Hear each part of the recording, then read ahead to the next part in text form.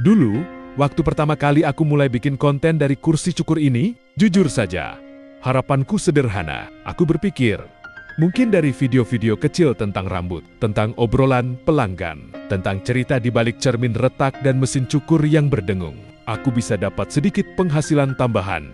Tidak muluk-muluk, cukup buat nambah beli mata clipper baru, atau sekadar kopi hangat setelah seharian berdiri. Tapi, semakin lama aku jalani, semakin aku sadar sesuatu.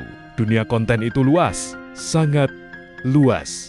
Di luar sana, ada ribuan bahkan jutaan kreator dengan alat mahal, studio rapi, kamera jernih, dan konsep yang sudah matang. Sementara aku, hanya tukang cukur di sudut kecil, dengan dinding sederhana, lampu seadanya, dan cerita yang lahir dari rambut yang jatuh ke lantai setiap hari. Di titik itu, sempat ada rasa kecil di dalam dada.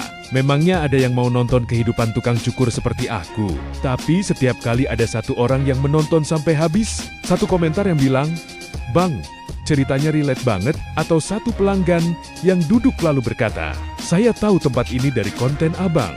Di situ aku sadar, ternyata dikenal oleh orang banyak bukan soal seberapa besar kita, tapi seberapa nyata kita. Aku mulai mengubah cara pandangku.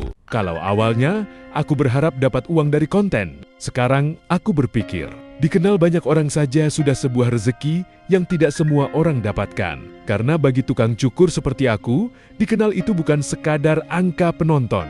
Dikenal itu berarti ada orang yang percaya rambutnya disentuh tanganku. Ada orang yang rela datang lebih jauh hanya karena merasa kenal dari cerita-cerita di layar kecil. Ada orang yang merasa kursi ini bukan sekadar tempat potong rambut, tapi tempat singgah sebentar dari lelahnya hidup. Konten yang kubuat mungkin sederhana, tidak ada efek mewah, tidak ada transisi rumit, hanya suara mesin cukur, gesekan gunting, dan cerita manusia yang datang silih berganti. Tapi justru disitulah nilainya. Aku tidak lagi mengejar viral. Aku tidak lagi memaksa angka. Aku hanya ingin dikenal sebagai tukang cukur yang punya cerita, yang setiap hari bekerja dengan tangan, tapi juga dengan hati.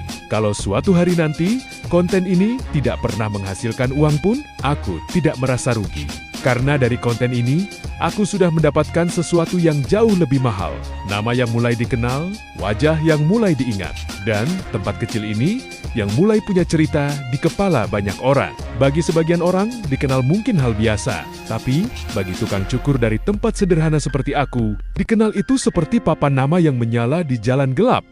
Kecil, tapi terlihat. Jadi sekarang, tujuanku bukan lagi bagaimana konten ini menghasilkan, tapi bagaimana cerita di kursi ini bisa sampai ke lebih